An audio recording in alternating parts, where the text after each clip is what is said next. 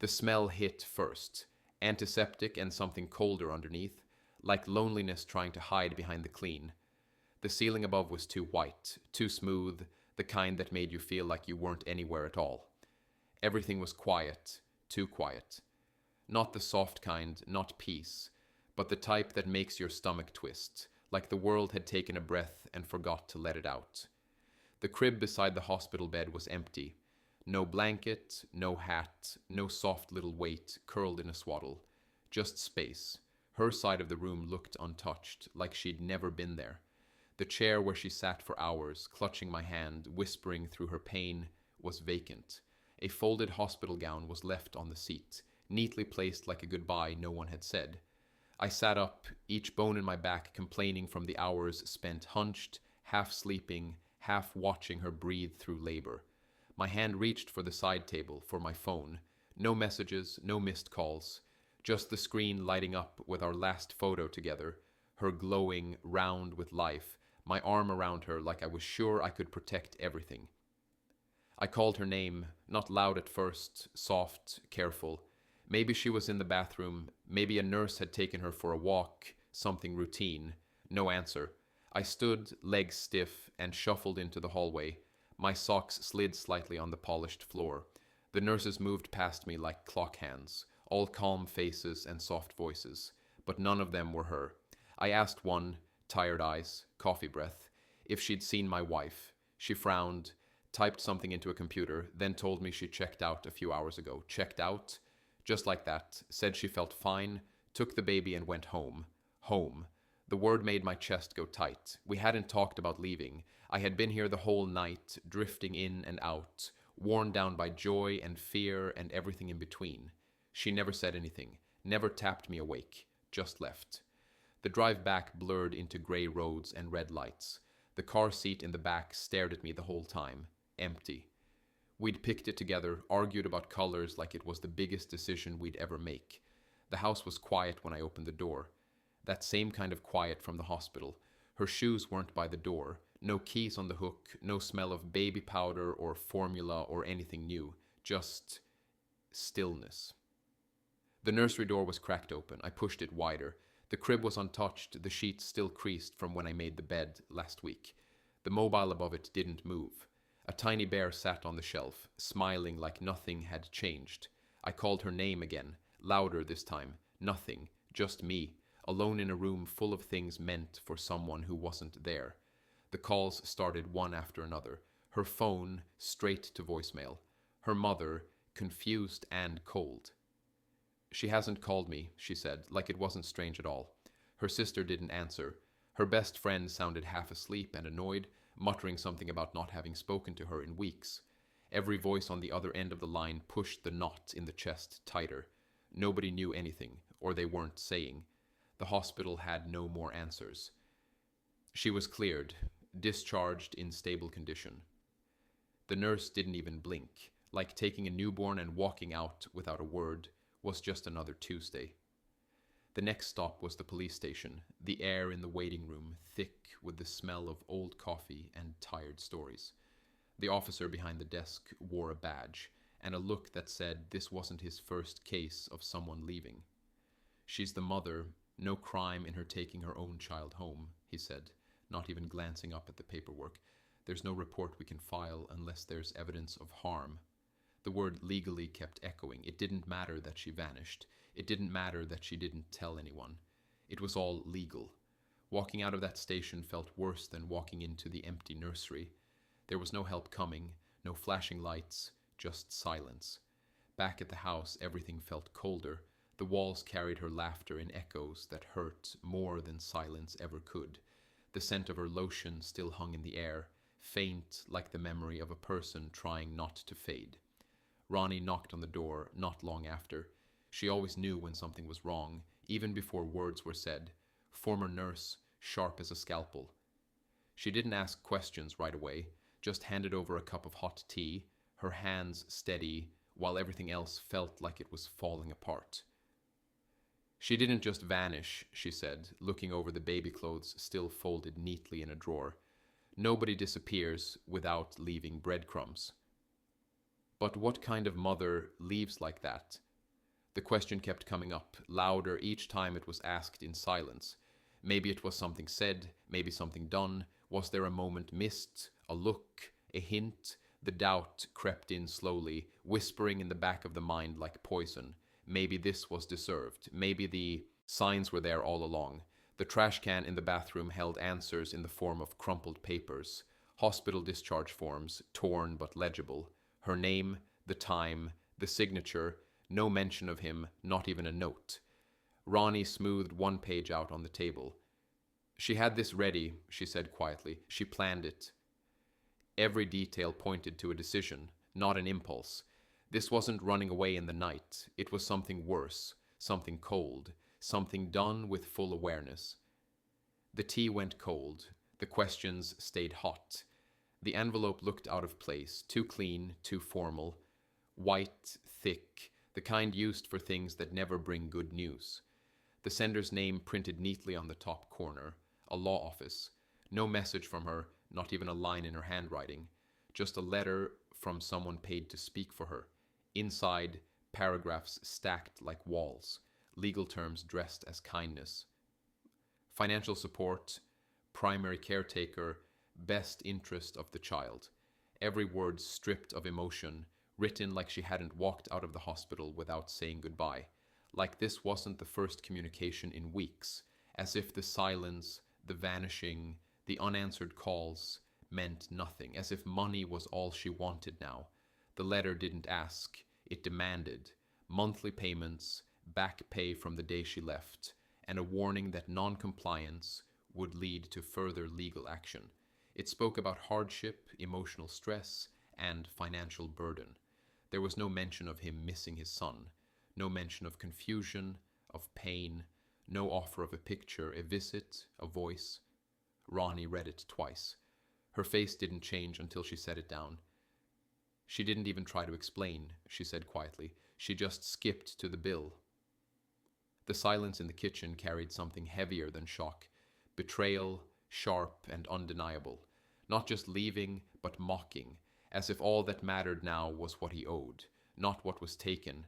That's when Tahir was called.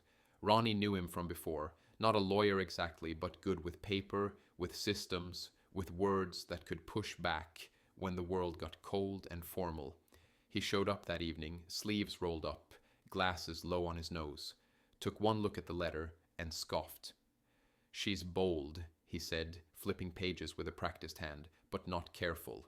He asked questions. When had she left? Any signs before? Joint accounts? Shared documents? He wrote things down, circled names, underlined phrases. "She's playing a long game," he muttered, tapping the paper. "This isn't just about money. She wants control."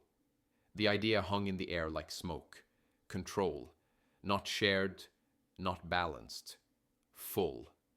Silent departure followed by a loud demand. First the child, then the money, all without a conversation. "She doesn't expect you to fight back," Ronnie added. "She thinks you'll fold." But folding wasn't on the table anymore. That night, the letter went back into the envelope, but not forgotten. It was placed in a folder, labeled, dated. The first piece of something that needed building. The decision wasn't loud. It didn't come with yelling or slamming doors. It came in the steady hands, gathering every paper in the house, every receipt, every file. The quiet kind of decision, the kind that doesn't blink. If she wanted this to be a case, then it would be one. Only this time, the truth would speak louder than her lawyer ever could. Emails filled the screen, old ones stretching back months, reminders, newsletters, delivery updates. At first, nothing stood out. Just the usual pieces of life shared between two people. Restaurant reservations, baby gear orders, grocery lists. But between the normal, gaps appeared. Messages skipped or deleted. A booking confirmation from a hotel in a city never visited together. A receipt for a car rental 3 weeks before the due date. Little things that didn't match the timeline of someone preparing for a birth. More like someone preparing an escape. The bank app told the rest of the story. Withdrawals every few days, always from different ATMs.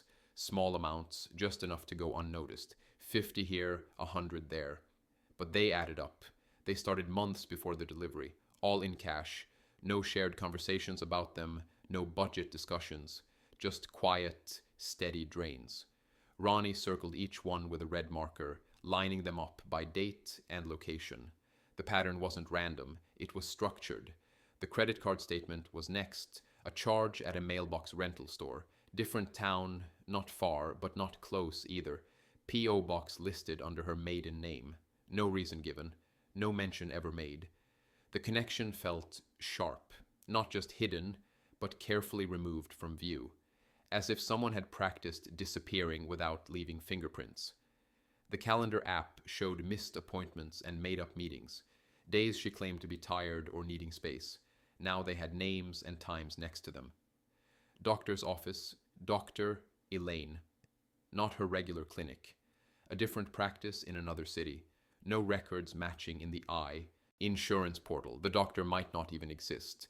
Files in the shared cloud folder had been moved, some deleted, but one remained half hidden, a scanned copy of an ID application, filled out but unsigned. The address was new, not the house, not a relative, somewhere else entirely, a different state. With it, a note in the corner typed but never sent. Ready when the time comes. Ronnie looked up from the papers, her face pale with realization. She planned this.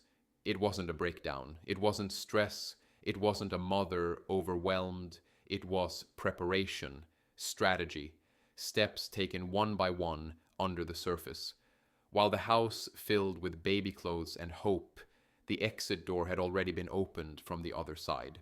Every document on the table whispered the same thing. This wasn't sudden. It wasn't panic. It was decision. The realization hit with a weight no courtroom would ever measure.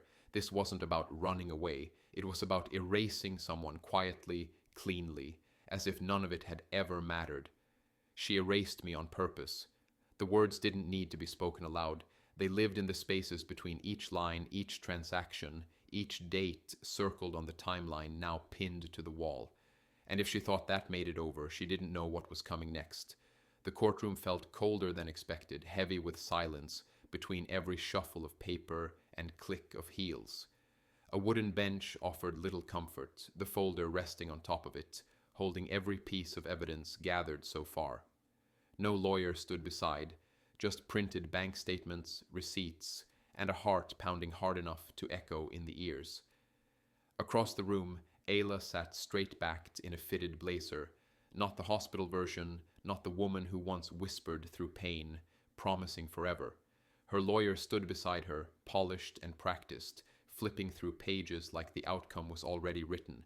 Neither of them looked over, not once.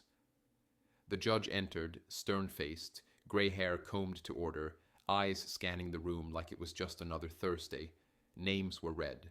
The lawyer rose first, her voice smooth, too smooth. Every word hit like a slap wrapped in silk. A devoted mother left alone during recovery. A partner who failed to engage. A history of emotional distance and financial neglect. It was a story built from fiction, wrapped in just enough truth to sting. No mention of the silent departure, no mention of unanswered calls or empty cribs. Just a picture painted in broad strokes. Irresponsible, absent, cold. The urge to speak boiled up, but this wasn't the time. The warnings had been clear. Don't interrupt, don't react. Judges remember reactions more than words. Then Ayla stood. She didn't shake, her voice didn't crack, eyes fixed somewhere just above the judge's head, like this was all a speech she'd given before. I've been doing everything alone, she said. I've had no help, no support. He didn't even try.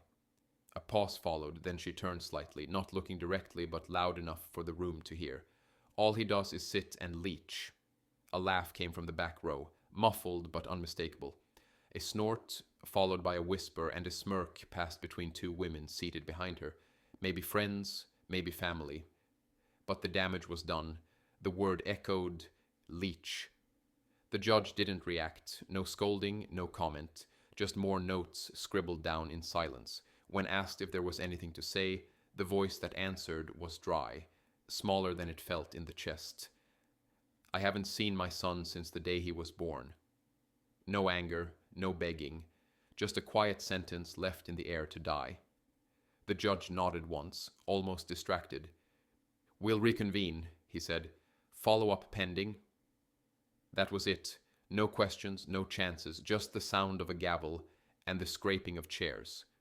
By the time the hallway appeared, the folder felt heavier than before. Ayla was gone before the door even opened fully. Her lawyer behind her, voices low, steps quick. No glance back, no sign of regret. The hallway lights flickered above. No words came, just a swallow held tight in the throat and a burn in the corner of each eye. This wasn't the end, but it hurt like one. The table was no longer a place for meals. Papers covered every inch. Bank statements, gas station receipts, clinic addresses, screenshots of messages once dismissed as casual. Lines connected dates with events, drawn in red ink like the start of something dangerous. A map of betrayal slowly forming under yellow lamplight. Highlighters marked patterns. Every ATM withdrawal in cash traced back to locations nowhere near home. Coffee shop visits in unfamiliar neighborhoods. A hotel room reserved 3 weeks before the baby arrived, in a city never visited together. No baby shower, no family, just a single room, one guest. The booking receipt said Miss Al-Asid, no mention of a partner. A credit card statement confirmed the charge, no explanation ever given. The timeline circled that date with a question. Mark old emails unlocked next. A shared inbox forgotten, still connected through CloudSync.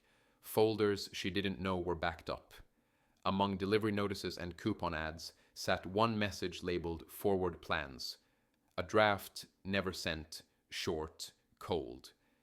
"I'm ready to start fresh, without him. Everything's in place. Once he's distracted, I'm gone.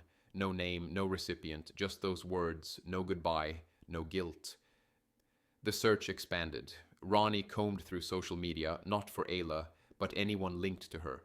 A cousin's account stood out, pictures taken in a quiet town hours away.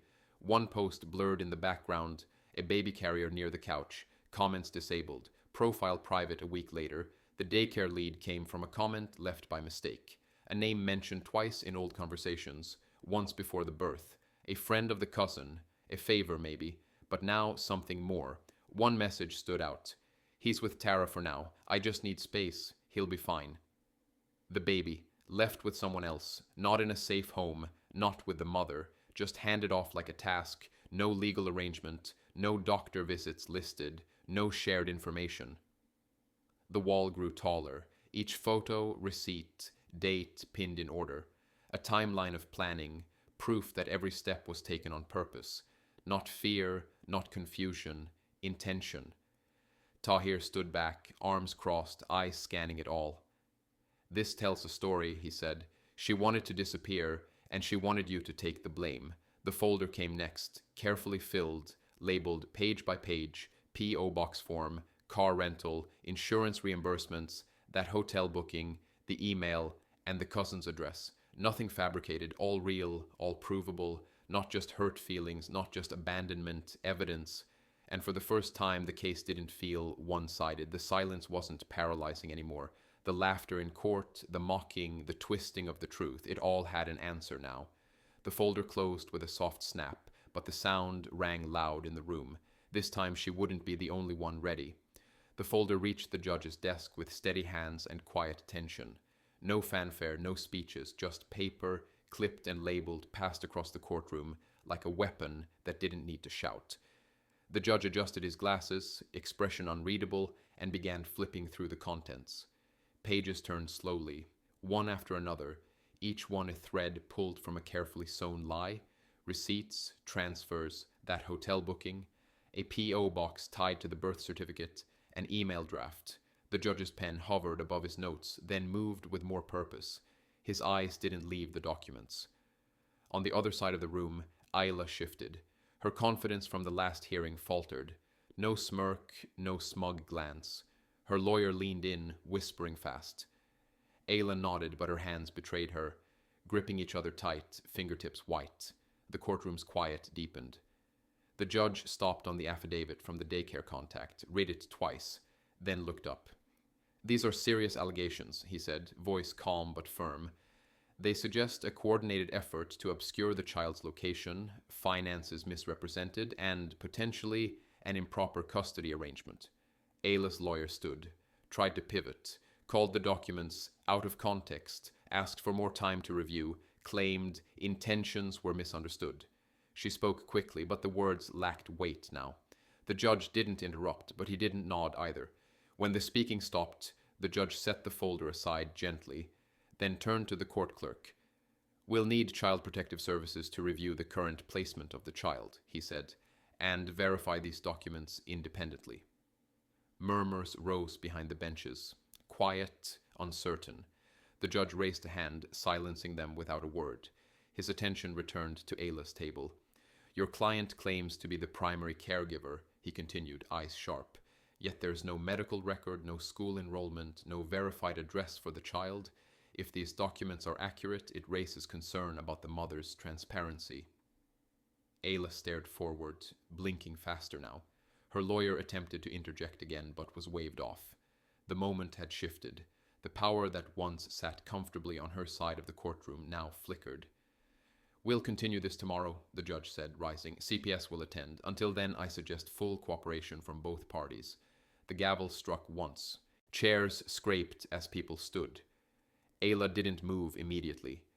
Her lawyer whispered again, lower this time, urgency in her tone.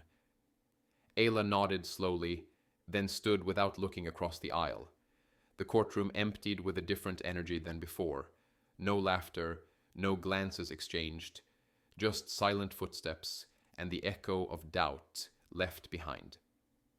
Outside the door, the folder remained with the court. The truth had taken root, and by morning it would grow. Eva from Child Protective Services stood at the front of the courtroom, calm and composed, a slim folder in her hand. Her voice was steady, her words direct. The child, she explained, had not been with the mother since shortly after discharge from the hospital. Instead, he'd been left in the care of a cousin named Tara, 2 hours away. No legal guardianship papers, no formal arrangement, just a verbal agreement. A temporary stay, the cousin had said. She needed time. The judge leaned forward slightly, his pen stilled. "How long has the mother been absent from the child's care?" "Approximately 5 weeks, Your Honor," Eva replied. "The last contact between the mother and cousin was 3 weeks ago, via text. There was no doctor on record for the child, no recent checkups, no child care enrollment, no vaccinations scheduled, a crib borrowed from a neighbor, formula purchased by Tara herself, 1 blanket, 1 bottle, no contact from the mother during that entire time." Murmurs stirred in the gallery. The sound of paper flipping echoed louder now. Ayla sat frozen, eyes fixed on the desk in front of her. Her lawyer whispered, but there was no response. Hands clenched into fists in her lap. Eva continued. "The cousin believed the mother would return shortly. She has since expressed concern." The judge gave a slow nod. "And the financial situation?" Eva opened the folder. A series of statements were placed on the record. Repeated payments made through a mobile app to a man named Zishan Ali. The labels read, rent, dinner, transport, miscellaneous. None related to child expenses. The total amount exceeded several thousand rupees over 2 months. Ayla's lawyer stood, voice raised. "These transfers are personal, not indicative of neglect. My client has been under emotional strain and sought support." The judge held up a hand. "Support is not abandonment." Silence dropped over the courtroom. The judge turned to Eva. "Is there any indication that the mother has made an effort to reclaim or care for the child during this period?" Eva answered without hesitation. "There is no such evidence, Your Honor." The room sat still. The moment stretched like glass before it cracked. The judge's voice turned sharp. "Based on this testimony and the documentation provided, I am suspending the mother's custody effective immediately. The child will remain with the cousin under CPS supervision, while a formal evaluation of the father is conducted. Should he pass, custody will transfer." Gasps broke from the back. A quiet sob from Ayla's side. Her lawyer leaned in urgently, whispering fast, but Ayla didn't speak. Her eyes filled but didn't blink. The gavel struck once. Court will reconvene for final review in 2 days. Papers gathered, chairs shifted. Eva left the courtroom, her steps calm, the file now marked with urgency. The tide had turned. Custody, once assumed, was now under question. And the child, silent through it all, had finally become the court's priority. The judge entered without delay, expression stern, a thick file clutched in one hand. The courtroom fell into silence, the air heavy with finality. No introductions, no small talk, just facts waiting to be laid bare. He opened the file slowly, eyes scanning the top page, and began to speak. The court has reviewed all documents submitted by both parties, he said clearly, including records from Child Protective Services, financial audits, and evidence presented at the last session. A pause followed. Pages turned again. The voice remained even, but every word landed with weight. Records show that the child was placed in the care of a relative without legal authorization. The mother did not maintain consistent contact. No medical checkups, no school or daycare registration, no communication for weeks. Ayla sat still. Her hands trembled slightly on the table, eyes locked to a spot on the floor. Her lawyer whispered something too quiet to hear. The judge continued, voice sharp. Financial audits have uncovered repeated payments to an individual not associated with the child's care. These payments contradict the mother's claims of hardship. The funds available were not used for the child's well-being. The next page turned, another blow. The address listed on the child's birth certificate does not match the registered home of either parent. Evidence suggests this was intentional. A private mailbox was used under a different name. The lawyer tried to stand again. Your Honor, we request, the judge raised a hand. You've made multiple requests, and this court has been patient. His gaze shifted, steady and cold. What we are looking at is a pattern of misrepresentation. Not a single mistake, but a consistent effort to obscure facts and mislead the court. Ayla's breathing grew faster, shoulders tight. Tears welled at the edges of her eyes but didn't fall. The judge's tone didn't soften. This is not about punishment. It is about the best interest of the child. He turned toward the other table. Full physical custody is granted to the father, pending final approval from Child Protective Services after home evaluation. Legal custody will be shared, with the mother granted supervised visitation only, subject to the completion of psychological and financial evaluations. Gasps sounded behind the gallery. Someone moved quickly to comfort Ayla, but she didn't react. Her head bowed, her face pale. The judge wasn't finished. Request for child support is denied. Court costs to be paid by the mother. Any future filings must receive pre-approval to prevent further misuse of judicial resources. Then came the last moment. Ayla stood slowly, hands shaking. Her voice cracked. Please, I just need another chance. The judge paused.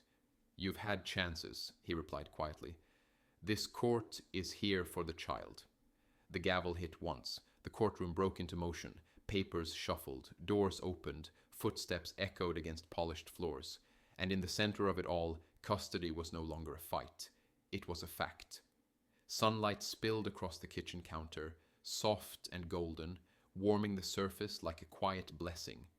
The smell of pancakes drifted through the small apartment, butter melting on the edges, syrup waiting on the side.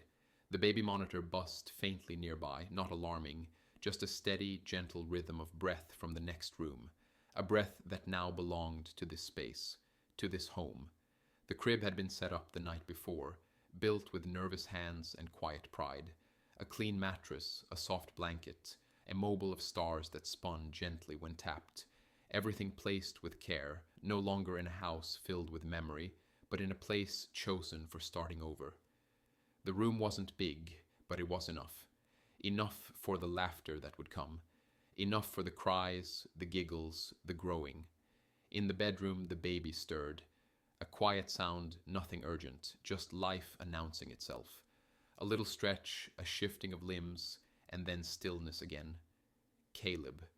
The name written once on a hospital form, now spoken with meaning. His tiny hand had curled around a finger on the first night, and now that hand rested in peace, under the safety of a roof that wouldn't break.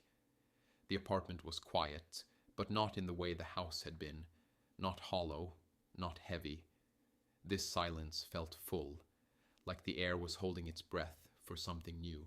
A laugh, a first word, a stumble across the floor on new legs, coffee brewed in the corner, slow and fragrant. Messages waited on the phone screen, Rani asking how the night went, Tahir sending a thumbs up and a single word, victory. There would be time to reply later. There would be time for everything now. No courtrooms, no folders, no glares across tables, just 2 rooms, a crib, a soft blanket, and the promise of breakfast every morning.